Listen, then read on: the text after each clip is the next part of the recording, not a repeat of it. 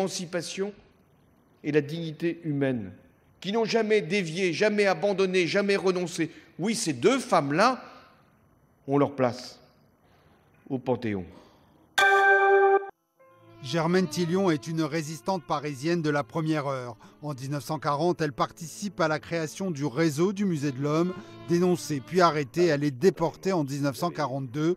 Dans le train la menant vers le camp de Ravensbrück, elle prend sous son aile Anise. Grâce à elle, je n'ai pas sombré comme j'aurais pu dans la détresse. D'abord, elle était très aimante. D'ailleurs, elle disait toujours « Moi, j'aime beaucoup l'humanité ». Rescapée des camps, Germaine Tillion devient une pionnière de l'ethnologie. Spécialiste de l'Algérie, elle dénonce les tortures pendant la guerre avec l'assistance de Nelly Forget. Elle était capable, à la fois quand elle rencontrait ce chef FLN Yassef Saadi, de lui dire « Vous êtes des assassins » et en même temps de se sentir en complète empathie avec ces hommes pour chasser qu'elle ressentait comparable à ses camarades de déportation. Germaine Tillion s'est installée en 1945 au 3e étage de cette maison de Saint-Mandé face au bois de Vincennes. Elle y vivra discrètement jusqu'à sa mort à 100 ans en 2008. Une école de la ville à son nom et celui de sa mère a été inaugurée en 2007. Le maire de Saint-Mandé avait demandé son entrée au Panthéon à François Hollande. Pour moi, elle est pure. Elle est pure dans toute sa logique de vie. La résistance, le courage, le comportement, l'engagement. Elle fait, si vous me permettez, un peu ce que le général de Gaulle disait toujours, il faut faire son métier d'homme, il faut avancer, avancer, avancer. Et à chaque étape de sa vie, elle avance et elle apporte. Moi, je trouve ça remarquable. Germaine Tillion va entrer au Panthéon avec Geneviève de Gaulle-Antonios, sa grande amie depuis la Résistance. Vous n'avez réclamé la gloire ni les larmes, ni l'orgue, ni la prière aux agonisants. Les 23 fusillés de l'affiche rouge, immortalisés par un poème de Louis Aragon, sont aujourd'hui entrés dans la légende de la résistance. Le groupe dirigé par l'Arménien Manouchian menait la lutte armée contre les occupants nazis au cœur de Paris occupé. À 97 ans, Arsène Tchakarian est le dernier survivant de ces résistants. En 6 mois de temps, nous avons fait à peu près 115 attentats. Quand vous rentrez chez vous, vous ne dormez pas, vous ne mangez pas. Hein, et vous ne croyez pas ni héros ni rien. Parce qu'on a peur, mais on l'a fait quand même.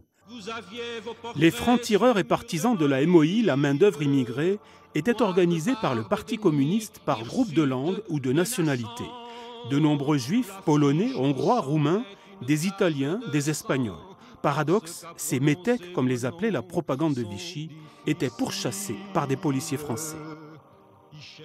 On a quand même des combattants étrangers qui mènent le combat pour la libération du territoire français et qui sont repérés, traqués, arrêtés par la police française qui, à ce moment-là, travaille au service de l'occupant. Et cette symbolique-là, je crois, est bien reconnue depuis quelques années.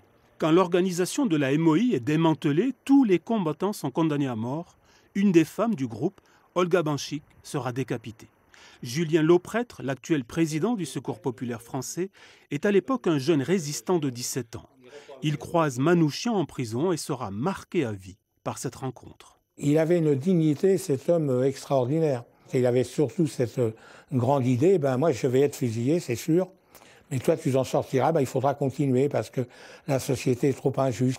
Et la leçon que m'a appris Manouchian, c'est de faire quelque chose pour changer cette société. Et alors j'ai trouvé mon plein épanouissement avec mes idées que j'ai gardées, mes idées politiques, mais aussi dans mon activité quotidienne. Dans sa dernière lettre avant d'être fusillé, Missak Manouchian a écrit « Je meurs sans haine en moi pour le peuple allemand ». Par leur martyre, les 23 de l'affiche rouge sont devenus un symbole du sacrifice pour la liberté. C'est le visage des bords de Seine à Issy-les-Moulineaux en 2018. 3 tours domineront le paysage. La première remplacera ce petit immeuble de bureaux voué à la démolition. Ce sera la plus haute. C'est la première dont le permis de construire a été délivré et qui fera 189 mètres de haut. Problème pour cette association de riverains qui contestent le projet, les hélicoptères. Ils survolent actuellement la Seine. Une fois les tours construites, ils devront passer plus près des habitations, au-dessus de cet hôtel.